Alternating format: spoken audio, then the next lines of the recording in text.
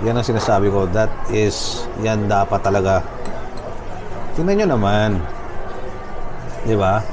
That's why I'm saying, okay, baka maraming mag-bash sa akin. I don't care. Kasi for me talaga mas masarap to kaysa sa Mary Grace. Okay, I said it.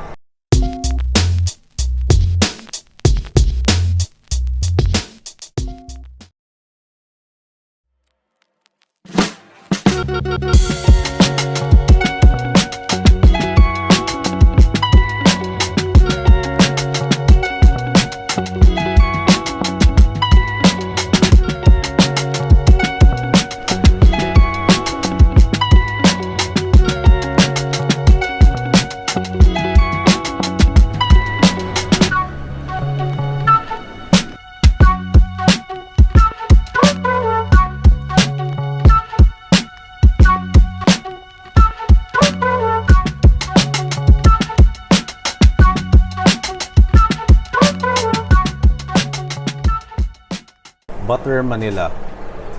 Ito yung sign. Tingnan nyo itong cup nila. Para siyang dual purpose na cup. Pwede siyang for straw or straight. Dito mo na inumin.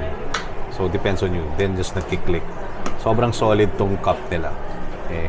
Sa mga coffee shops na nakikita ko, I think sila lang yata may ganito. Tingnan nyo naman yung itsura ng ensaymada. Okay. This is just the regular. Kala ko siya XL kasi mukha na siyang malaki. But this is the regular.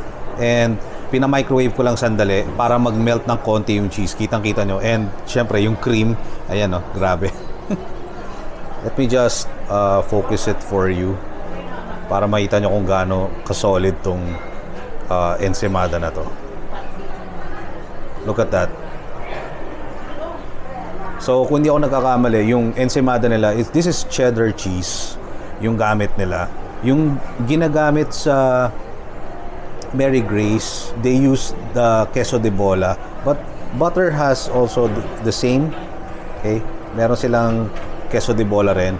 But for me, ako mas preferred ko kasi yung the classic na lasa ng ensaymada. And if you don't like yung mga sharp cheeses like queso de bola, I suggest you just go for the regular ensaymada. And kung may available, go for the XL kagad. Sesame latte nila. Actually, yung sesame latte nila is not coffee based. This will be my first cup of coffee. And try natin with their sesame. Sarap. Kasi medyo malakas din yung coffee nila eh. I think magsusupply sa kanila is Yardstick. Yardstick is a very good brand na coffee. Medyo na-overpower niya yung sesame, but you can still have that aftertaste. Malalasahan nyo after you drink the coffee. And syempre, the main attraction, yung ating ensaymada. Yung cutleries din nila, diba? Gold. Social. Okay. Grabe, look at that cheese and cream. Yan ang sinasabi ko. Yan dapat talaga. Tingnan nyo naman. Diba?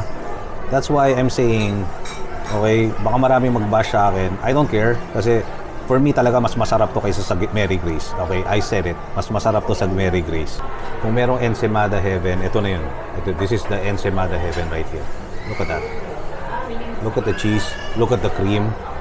Hindi talaga tinipid. Yan, nahulog na yung cheese. Balik natin. Let's go.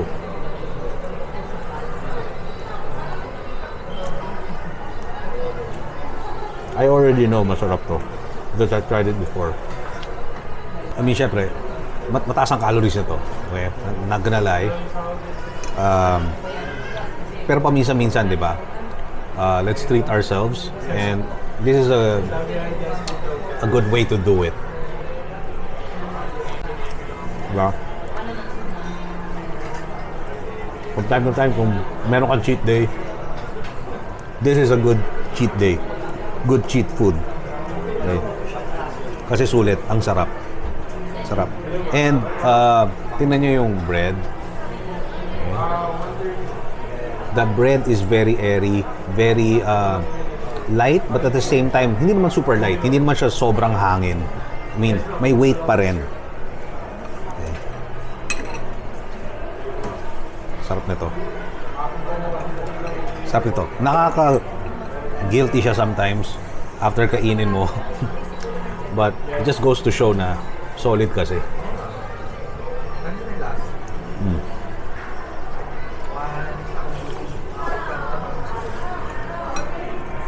Now, doon sa mga hindi naniniwala, go here.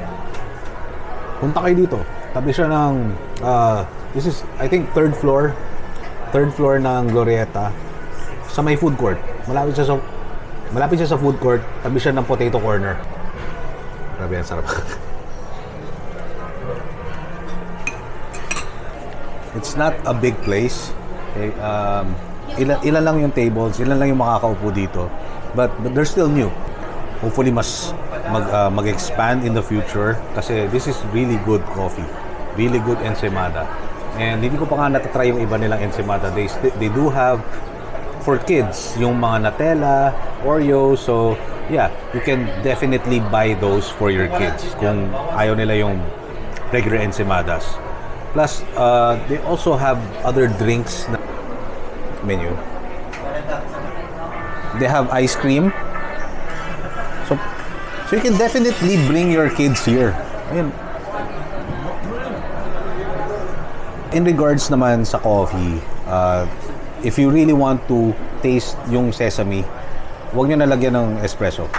Okay, so para lasang-lasa nyo yung pagka-sesame niya, masarap din yung drink na yun. Okay, and meron din silang ube latte. Actually, yun dapat yung itatry ko. And next time na lang siguro. Now, going back sa mga desserts. Meron nga silang ice cream, cereal mallows, affogato, cookie butter, black sesame crunch, vanilla cereal mallows. They also have milkshakes. Biscoff milkshake, black sesame milkshake. Na-try ko na yung black sesame. Masarap talaga yan. Coffee milkshake. Okay, this is new. Fudge brownie milkshake. So it's not just for us. It's not just for the adults. You can actually bring your kids here and mag-enjoy sila because of the ice cream, the milkshakes. Plus meron din silang mga desserts doon na mga brownies. And again, yung mga ensaymada nila, may mga Nutella, ganyan. So this is a really good place. Please check it out. See for yourself. Okay? Bye.